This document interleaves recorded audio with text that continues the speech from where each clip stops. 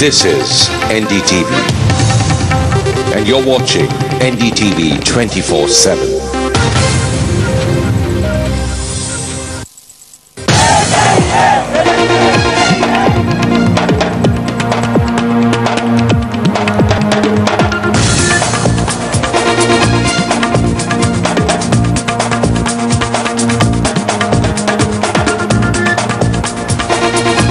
And welcome to the special episode of We the People, coming to you tonight from Hyderabad, from one of the city's best loved institutions, the Hyderabad Public School. On We the People tonight, we debate, is Telangana something that India needs to be scared of? Will it trigger, as it already seems to have, copycat demands for separatism in other parts of India, reviving dormant movements of statehood such as Gorkha land or Harit Pradesh, with ministers like chief ministers like Mayawati now supporting those causes? And do small states hurt the idea of a strong nation?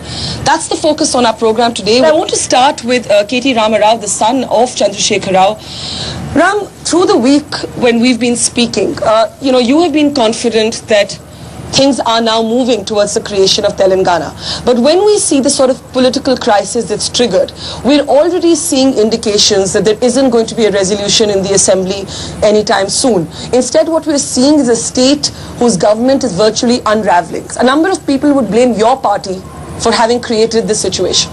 These sort of reactions are nothing new when an event such as a creation of a new state happens, as we have seen in the past as well. When Jharkhand was carved out of Bihar, we've seen some unruly incidents even in the parliament with the Home Minister L.K. Advani himself, firstly. So these sort of reactions are nothing new. These are not uncommon, abnormal. These are pretty much in expected lines. Now I would say there are some fabricated, some sponsored events as well that are happening simultaneously in other parts of the state. Sponsored. Secondly, as in? Sponsored as in the protests are sponsored? Pretty much. By whom? Some people with vested interest in Hyderabad. Why don't you go ahead and name them? There are a lot of politicians from the Andhra and Rayalaseema region who have significant business interests here, significant vested interests here. I can give you a list of, I would say, at least 100 politicians. Well, you're sitting next to someone from Rayalaseema. Are you indicating him? Is he sponsoring the protest? It's not just Mr. Reddy I'm referring to. Yeah.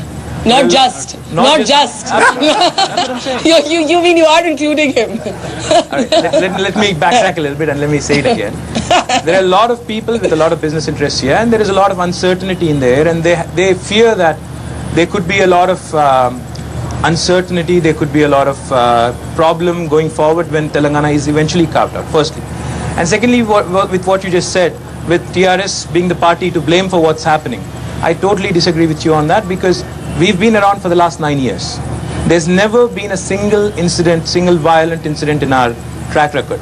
Okay. So to actually put the blame on us and say that there is a lot of disturbance, there is a lot of uncertainty in the air because of us is incorrect. If the government has initiated the process and set the ball rolling with regard to the formation of Telangana, and if there are some reactions coming out of it, then I think if you have to blame anybody, it has to be the UPA government and not us.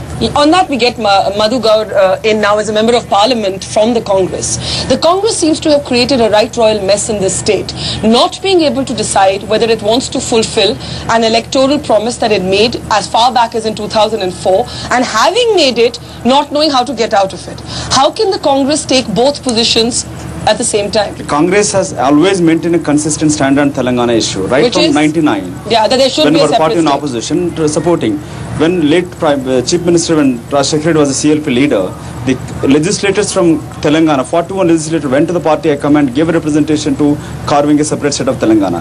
2004, the Congress party had an alliance with the TRS party. With their understanding is to create, though the party stand is second SRC, Congress has taken a stand in UPA, included in new UPA, Common Minimum Program. With a common consensus, they're going to create the separate state of Telangana, and appointed a committee of Pranab Mukherjee. Okay. So Congress why did it take Chandrasekhar Rao's 11-day fast for you to make a midnight announcement of the separate state if this has been your poll promise since 2004? Why did it take Chandrasekhar Rao's hunger strike? No. Mr. Chandrasekhar Rao was already on fast unto death. His situation, his condition was critical, and the deliberation was going on for those 11 days also. It's not sudden decision. So okay. what will happen? So if that what Madhu is saying is right, then I don't know what is stopping Mr. Chidambaram from accepting the Sharmila's fast from last 9 years. You mean Irom Sharmila? Yeah, exactly. In Manipur. And she's not asking for a separate state. She's saying kindly remove the Arms Forces Special Act. So is Mr. Madhu Yaskhi trying to say over here that your government at center will not consider a woman's hunger strike from last 9 years, but a political leader, if he strikes for 11 days and you have violence over here, then that is more acceptable, is it? Just a couple quick intervention from you, Ram. You interrupted me. That is not the answer here. You cannot equate the Telangana state. Telangana was an existing state in 1956. Yeah, Ram, quickly. That's what I was saying. Yeah.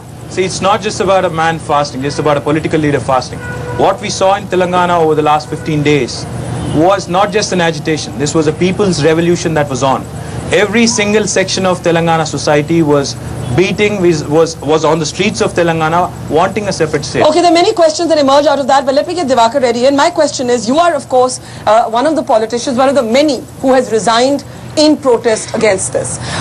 Let me put it to you like this, that when your own Congress leaders have campaigned on the basis of this promise, why did you not protest then? What's the reason? What's the basis for your resignation and your protest? This promise was given in 2004. The next only in 2009 after the 10 years. No, after the 5 years only they started this one. If we create many smaller states, India will be destabilized. Today it is one of the powerful country in the world. What happened to Russia? Okay, so you're saying that there's a potential balkanization here. My response to my senior colleague and my senior leader, he was a part of the government, he was a minister. On the last day of the assembly session, the late chief minister announced on the floor of the house that neither he nor the government is against Telangana and created a 3-member committee. Why didn't you protest it? Why didn't you resign? Telangana is not a separate country. Let's make it possible. Take example of USA, 50 states and quite strong. So should we become the United States of India? I think that is the question. Owaisi Saab, let me get you in now. What is the precise basis for your objection? Our position has been very clear from the starting that there are 3 parties to the dispute. Unfortunately, Congress has turned it into a Congress TRS affair.